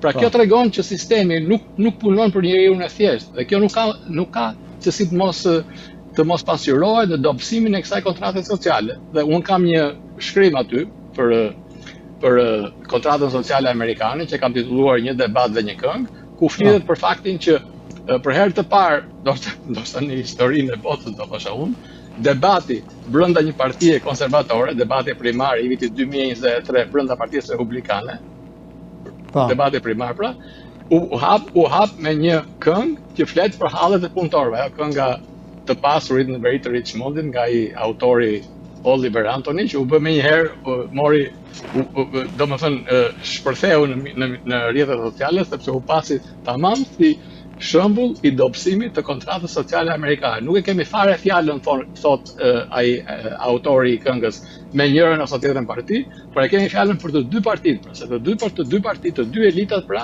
janë ato që e kanë bërë këtë kontratë sociale të dobësohet dhe të mos funksionojë. Dhe kjo është detyrimisht nuk mundet të pajtohet me një funksionim të mirë të demokracisë, sepse ndikon në atë zvoglimin, do thosha unë, të asaj që quhet sfera publike.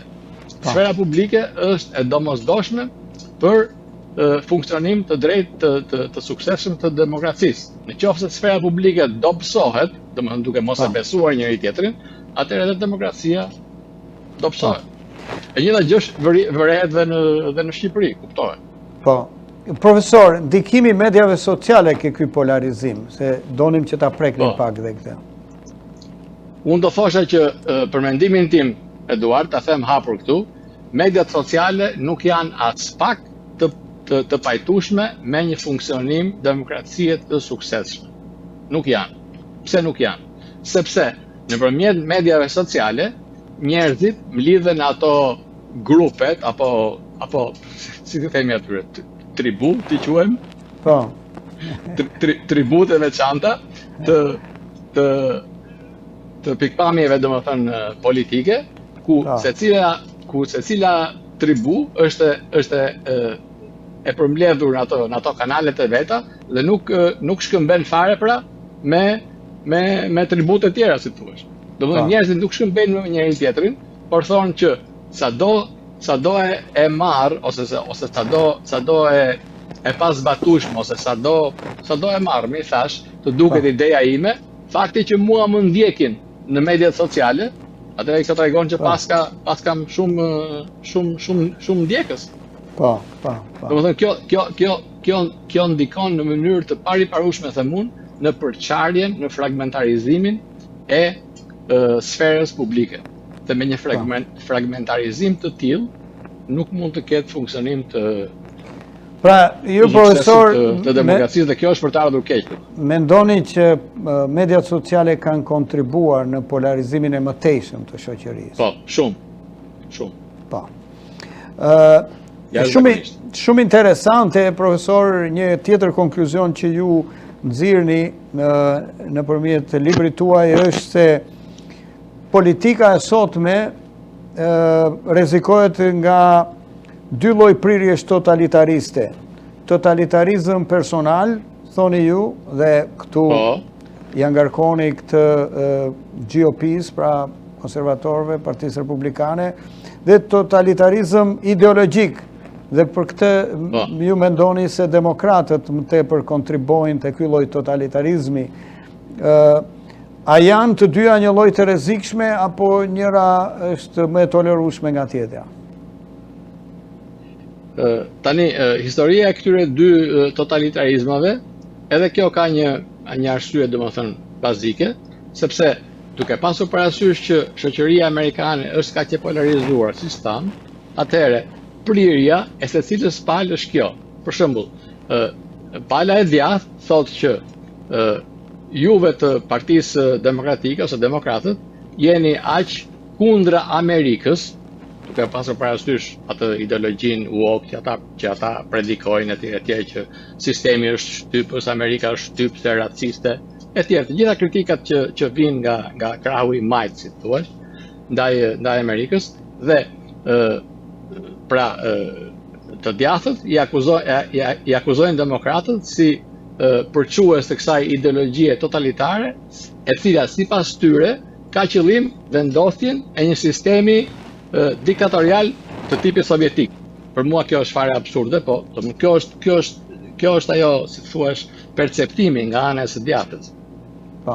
Dhe kjo bazohet në faktin që është e vërtet që brenda Partisë Demokratike ka sot një unifikim, si thuash, mendimi që unë edhe në vende të tjera e kam quajtur të frikshëm, si thuash.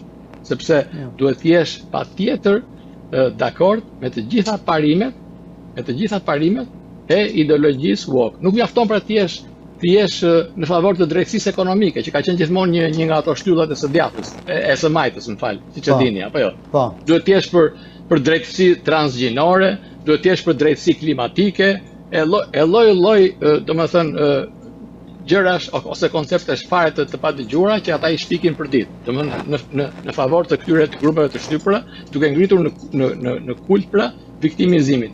Dhe ky është rreziku që e djatha I thotë të majtës, ndërsa e majta I thotë të djathtës që juve jeni komplet në atë, si thua, në leadershipin ose në mbizotërimin e ideologjisë MAGA dhe I vetmi si thuash e vetmja instancë që përcakton sot se sa republikani mirë je ose si është kush është një njeri I vetëm pra, presidenti Trump. Prandaj këtu prandaj kam quajtur është një lloj rreziku I një lloj kulti personal pra. Nëse aty është një rrezik kulti ideologjik pra, sepse nuk mund të jesh në asnjë mënyrë kundra ideologjisë woke, këtu është një kult, si thua, që ka tendenca një kulti individi, që e dim dhe që ai është I rrezikshëm, sepse nuk mund të jesh në asnjë mënyrë kundër presidentit. Në qoftë se je kundër presidentit, pra mund të jesh konservatori më I mirë dhe më I kulluar, si për shembull ish zëvendës presidenti Mike Pence, apo jo? Po. Ai është sot përfaqësuesi I krahut reganian të partisë, mirë po, nga fakti që ai pati mosmarrëveshje me presidentin për çështjen e certifikimit të votave në zgjedhjet e vitit 2020, ai kuptohet u mohua, domethënë u përjashtua nga partia dhe domethënë nuk ka më sot asnjë lloj influencë në parti do thosha. Pavarësisht se ai është konservator I kulluar. E thash këtë sa për një shembull. Po, mos është pak e tepruar. Ky është rreziku I të dy totalitarizmeve. Mos është pak e tepruar, profesor, t'i quajmë totalitarizëm. Ndoshta t'i quajmë rryma dominante, se totalitarizëm është pak më... Po mirë, mund t'i quajmë edhe rryma dominante. Po, sepse është pak në ekstrem, domethënë, edhe pyetja që doja të bëja në vazhdim është mos vallë kjo rryma trumpiste brenda të djathtës do të vazhdoj pafundësisht të ketë leadershipin brenda së djathtës, ju mendoni se apo do të ketë ndryshime, si kundërthat ju të kthehete linja tradicionale republikane e vlerave dhe leadershipit edhe e politikanëve të rinj, sepse ka me bollëk tash është thjesht momenti dhe trendi që të gjithë, si thua, ndjekin këtë agendën America First, për arsye të kalimit në ekstrem nga e majta nëpërmjet globalizimit dhe deindustrializimit që ju bë Amerika. E drejt, ushqen njëra tjetrën, domethënë. Po, pra. Tamam ushqen njëra tjetrën. Kështu që sa herë që kalohet në ekstrem nga e majta, aq herë do të lindë një ekstrem I djathtë. Sa herë që të dyja këto ideologji e afrojnë qendrës, aq më, si të thuash, pak kontradikta do të kenë edhe tek, si thuash, korniza kryesore e vlerave dhe funksionimit demokracisë amerikane.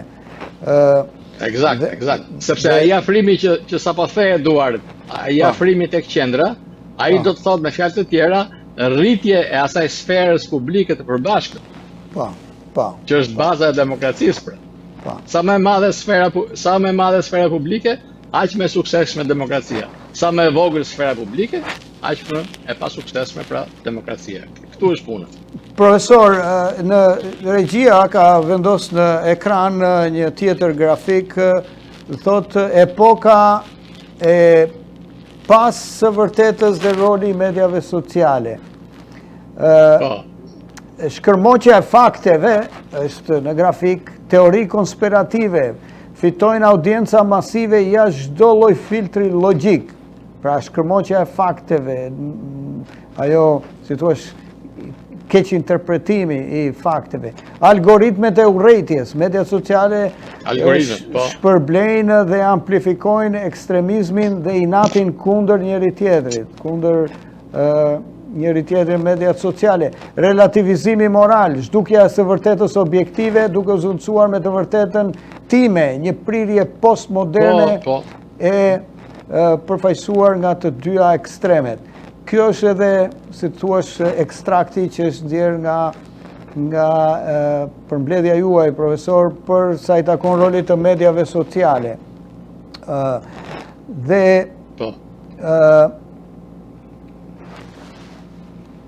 a mundet që të shikojmë, profesor, pak rolin që ka këto trende politike, këto zhvillime, këto rryma, këto korrente të politikës amerikane në Shqipëri dhe cilat janë mësimet për demokracinë e re shqiptare, duke qenë profesor që mendoj t'i afrohemi edhe fundit të bisedës dhe ta lëm lexuesin që të marrë librin, të shikoj në detaje eset tuaja, analizën tuaj dhe të, si të thuash, kthehet brapa edhe me këtë interpretim edhe këtë bashkëbisedim që bëm ne për të ndriçuar sa më shumë të vërteta të kjo histori e gjatë, duhet të thënë, e lavdishme e kombit amerikan me sukseseve dhe sfidave, kuptohet, si çdo komb tjetër.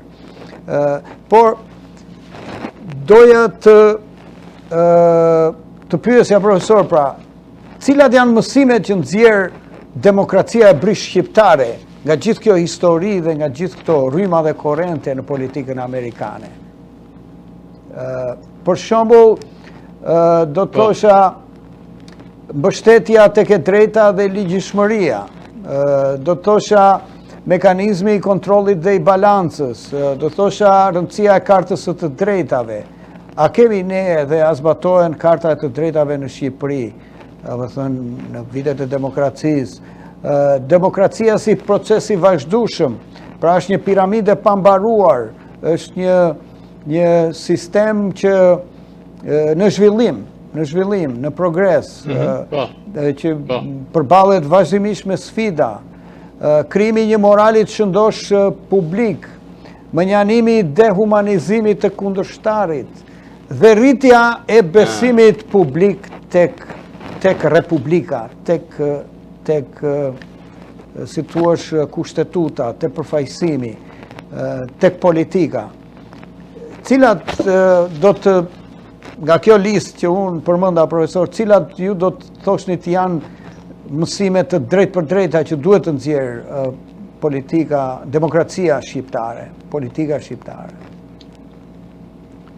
Mos haro që jemi dhe në bëhet një protestë rinore, shumë e bukur në Tiranë, shumë qytetare, shumë paqësore, me shumë ide, me shumë kundërshtime tek gabimet që janë bërë në këto vitet e tranzicionit, deformimi i sistemit zgjedhor, mungesa e përfaqësimit të drejt për drejt të popullit, te korrupsioni i madh, te drejtësia që duhet të funksionojë, që të rritë besimin, që gjithë shqiptarët të gëzojnë frutet e demokracisë, jo një elit e zgjedhur, e korruptuar e vendit. Cila do të veçonim si mësimet kryesore të kësaj historisë amerikane, profesor, për Shqipërinë? Unë do thashe që parimi më themelor dhe më ai i pari fare, si thuash, ku është mbështetur gjithë ngrehina e suksesit të demokracisë amerikane dhe kushtetutës amerikane, është ajo që quhet miratimi i qeverisësve nga të qeverisurit. Në anglisht quhet the consent of the governed.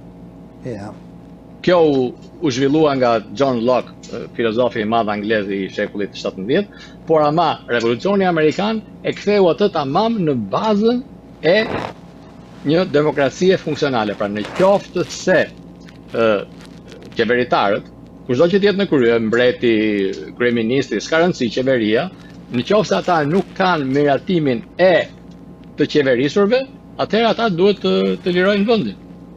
Dhe ky është parimi pra themelor që ka udhëhequr jo vetëm demokracinë amerikane, por edhe gjithë demokracitë e tjera perëndimore gjatë gjithë këtyre viteve të suksesshme të kësaj lloji demokracie.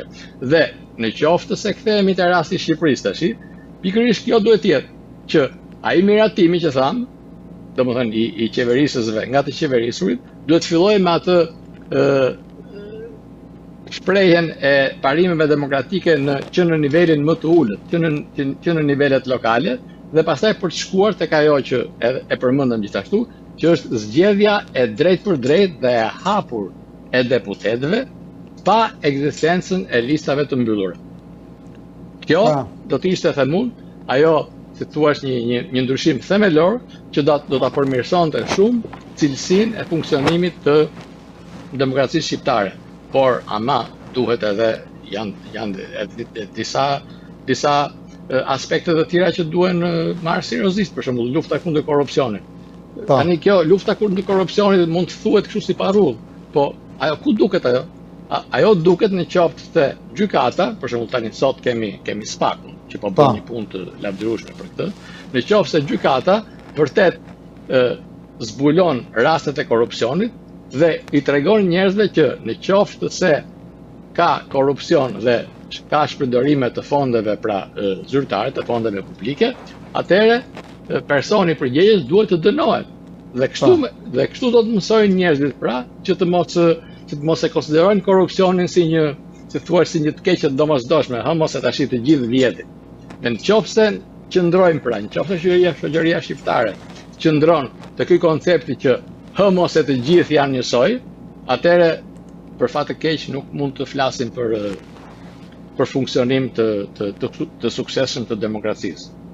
Nga ana tjetër ndikon, besoj edhe ajo si thuash ndershmëria dhe angazhimi i pastër i shoqërisë civile, domethënë ka pasur mosbesim të madh ndaj organizmave të shoqërisë civile këto vitet e fundit për arsye të burimeve të financimit edhe etj, nuk ka nevojë sepse të ndalemi këtu, por ama ato duhet të jenë të ndërgjegjshme që të mbajnë ato, si të thuash, mekanizmat funksionuese të tyre krejt të pastra, në mënyrë që të mos akuzohen për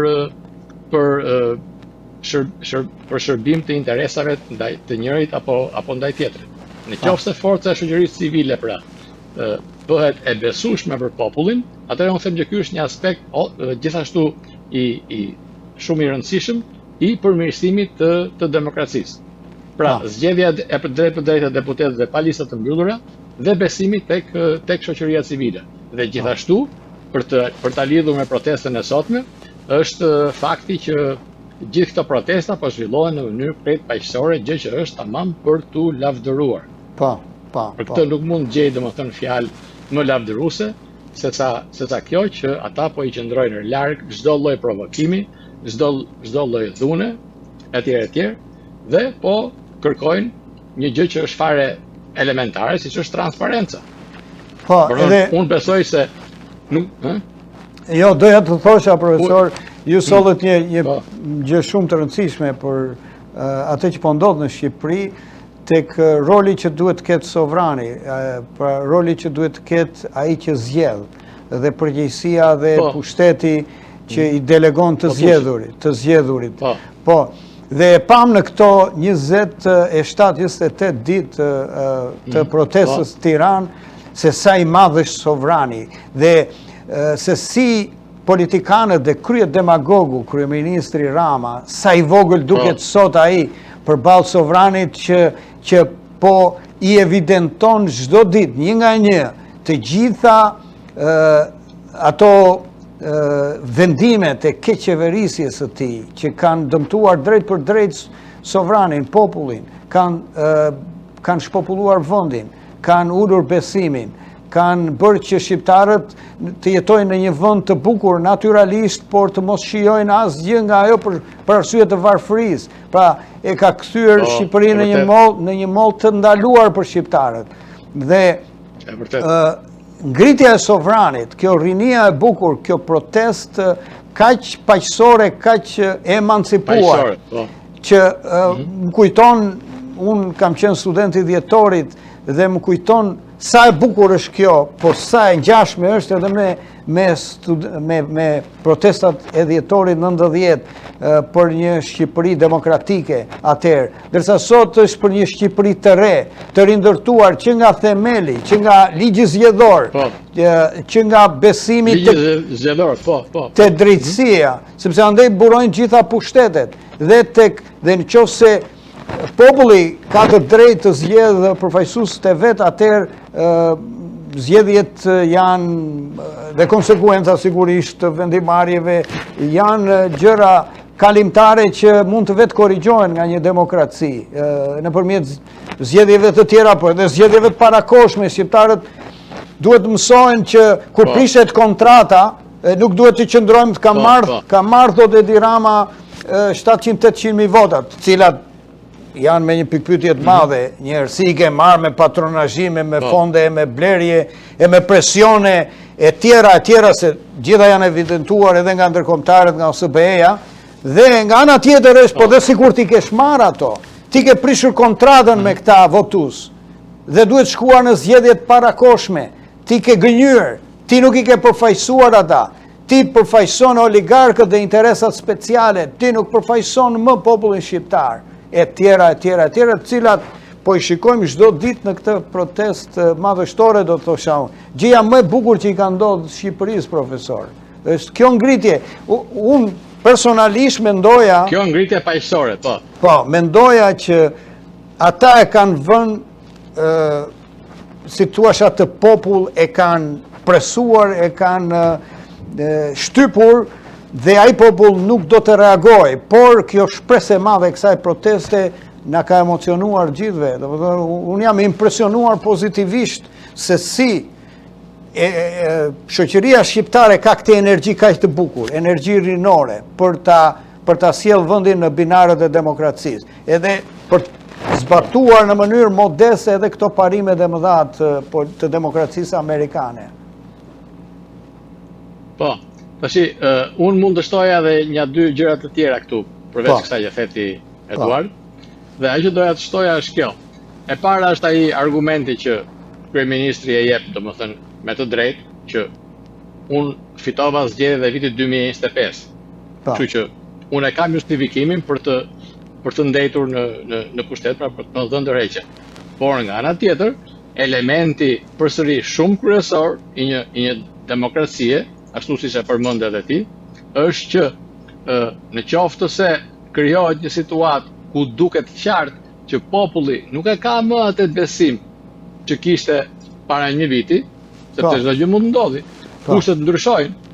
Domethënë, në qoftë se ti nuk e zbatuar transparencën, sepse ishte gjithë puna për transparencën e marrëveshjes së Zvërnecit apo jo, të Sazanit. Ajo ishte shkëndia, por... Pika fillestare, dakor. Në qoftë se ti nuk e ke zbatuar këtë transparencë, atëherë po, njerëzit shprehin faktin që kanë humbur besimin. Dhe në qoftë se kjo humbje e besimit shprehet në mënyrë kaq të vazhdueshme dhe kaq konsekuente, atëherë nuk është fundi i botës, domethënë, që të pranosh një vendosje të një qeverie teknike.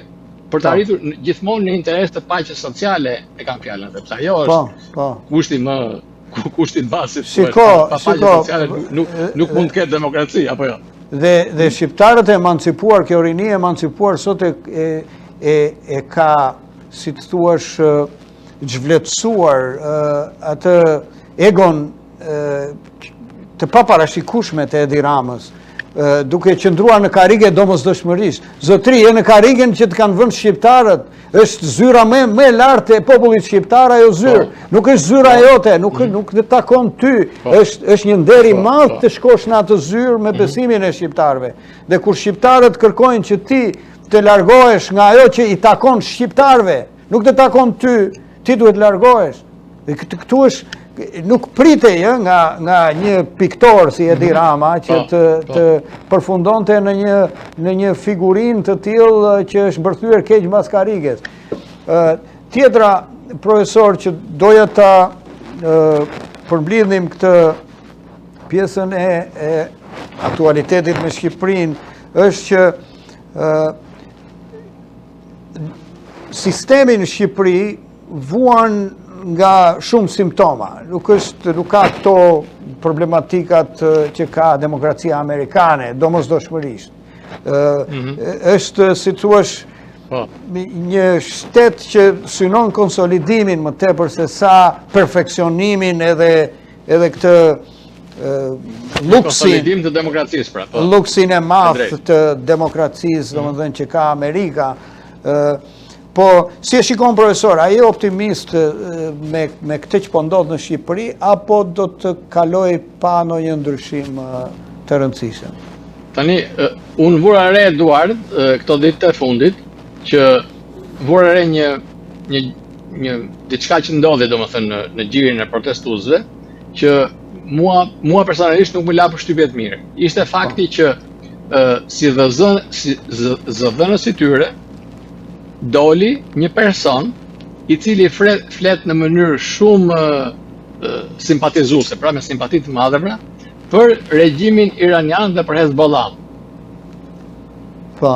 Dhe kjo nuk mundet që të mos i japi, si të thuash, arsye kryeministrit dhe qeverisë që të thonë që shikoni se çfarë njerëzish keni në krye.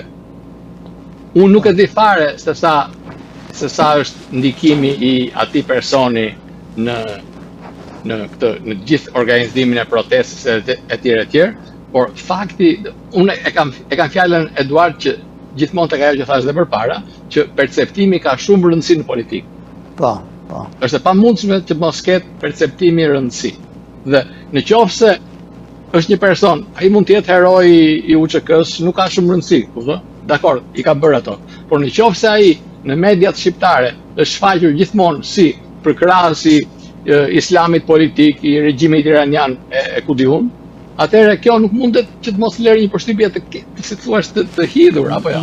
Mirë, por ai pse të mos nxjerrë një person neutral. Po, shiko, ti lexonte ato kërkesat e tjera, kaq. Ajo është problematike tek pjesa formale. Që pse ky person, po ky person nuk është perceptimi. Po, nuk është se këte kanë mandatuar për të ushtruar ndonjë kompetencë. Ai është një person që ka atë guximin publik që të dalë, ka qëndrimet e veta, sigurisht kjo pjesa e qëndrimeve ndaj Iranit e tjera, por ka edhe atë pjesën e patriotike të pjesëmarrjes në UÇK e tjera. Është një personazh që ka drejtijet e veta, jam dakord me ju, por nuk e sfumon atë bukuri dhe atë... Jo, nuk e sfumon, jo. Vetëm një diçka që le një përshtypje të hidhur, se thash. Po, që mund të shikohet... Rëndësia e protestës mbetet. Po, sepse aty ka dalë... Rëndësia e protestës mbetet, po. I madh dhe i vogël, Shqipëria nuk ka njohur protesta më të mëdha që pas vitit 1990, edhe kaq të bukura, kaq të emancipuara, kaq paqësore, dhe me kaq shumë ide për të ndërtuar një Shqipëri të re demokratike, duke evidentuar... Dhe unë mendoj gjithashtu, dhe unë mendoj gjithashtu Eduard që nuk ka asnjë të keqe që kryeministri ti marri parasysh këto kërkesa dhe të kërkoj atyre të vinë në bisedime xhana. Unë nuk shikoj ndonjë diçka negative, si të thuash, në qoftë se kryeministri pranon që të ulet në Tryezë, të ftoj ata në Tryezë dhe të diskutoj pra rreth pikave që mund të jenë të negociueshme, të dëgjoj pra me vëmendje dhe me respekt kërkesat e tyre.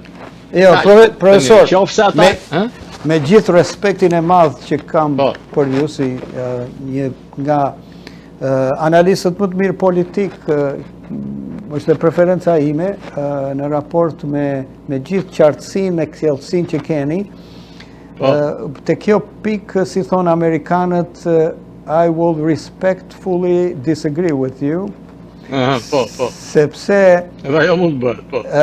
Edi Rama nuk është më tani një person që mund të zgjidhë problemet. Edi Rama është vetë problemi, largimi i tij, unë jam plotësisht dakord me protestuesit, që largimi i tij është i panegociueshëm dhe çdo gjë e re që do të bëhet, mos harrosh në mandatin e 4, mendohet çfarë deformimi ka pësuar demokracia shqiptare për sa i takon rregullit e rotacionit. Mos harro që ky kryeministër faktikisht është një kryeministër që në këto përballjet me protestën ka përdor sharje publike ndaj njerëzve, një gjuhë vulgare, ka pasur çekulibrime të rënda duke publikuar mesazhe nga ata që ju jep miliona, siç ishte një arkitekt që i thotë që Shqipëria s'duhet bëjë më zgjedhje, që është një deklarat alarmante që mund të bëjnë ndërkombëtarët duke e parë Shqipërinë si një vend cirku, një vend ku ata mund vinë të argëtohen, pavarësisht se shqiptarët kanë 14 vjet që nuk kanë parë as pensionet korrigjuara për shkak të inflacionit. Lere më të shijojnë pensionet balancuara për jetën, pagat, kur të rinjt janë pa shpresë. Pra, Edi Rama, për këtë pjesë nuk jam dakord me. Edi Rama nuk është pjesë e negociata, duhet largohet.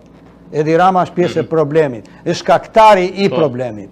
Prandaj, unë them protestuesit e kanë konceptuar shumë drejt që largimi i tij është i panegociueshëm, ka thyer çdo lloj kontrate me elektoratin dhe me njerëzit, vazhdon të iritoj protestuesit me qëndrimet e tij dhe nuk besoj që ai mund të zgjidhë ndonjë gjë në kushtet ku e ka çuar ai Shqipërinë. Nuk e di. Unë kisha fjalën vetëm për një shprehje respektit, më kaq si proces. Respekti më i madh i tij, shiko, respekti më i madh i atij është të dalë një ditë të bukur dhe të thotë shqiptar, ndoshta unë kam kryer gabimet e mia. Unë kaq e kisha.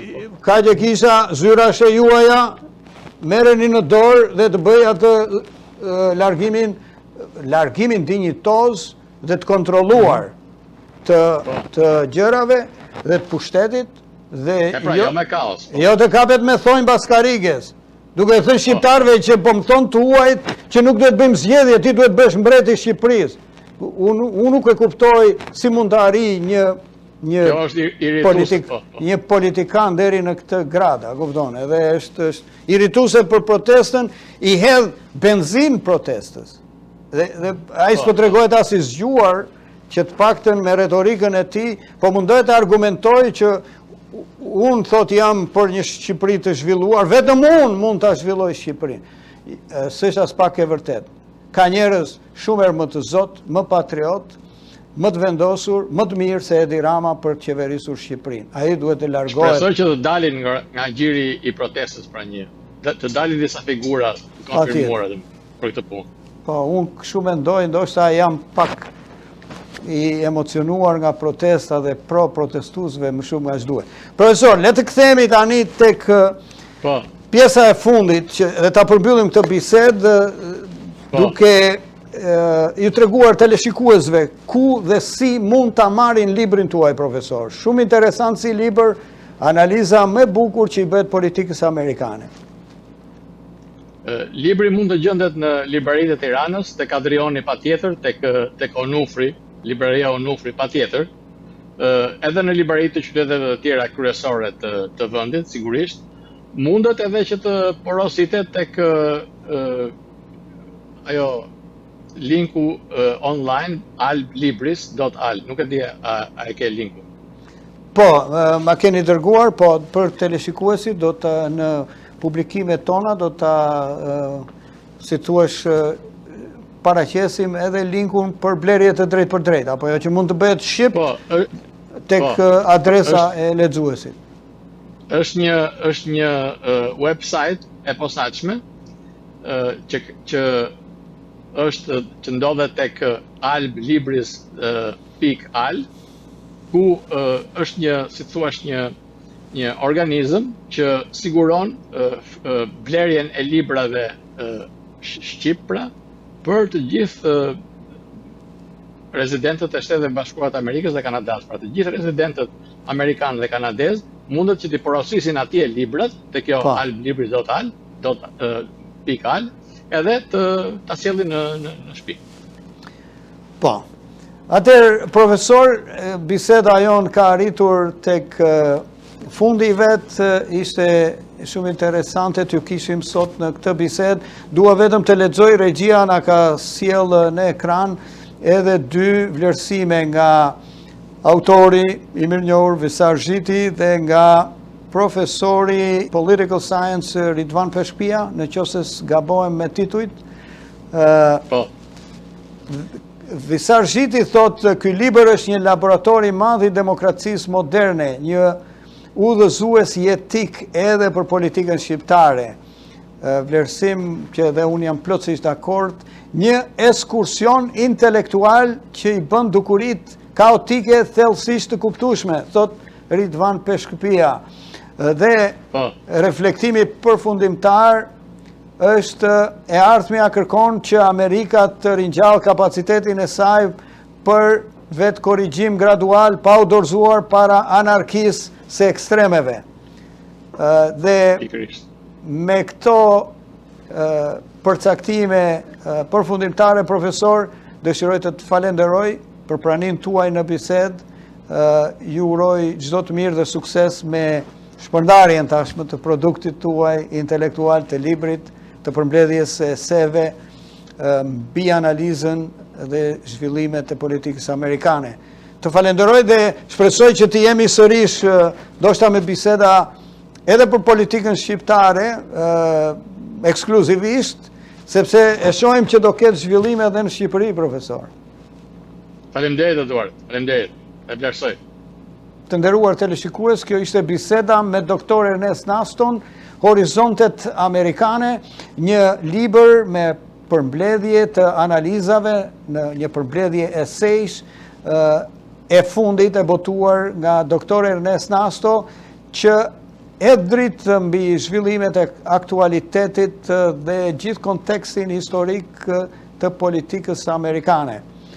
Duke ju falenderuar për vëmendjen, miru takofshim në emisionet e ardhshme.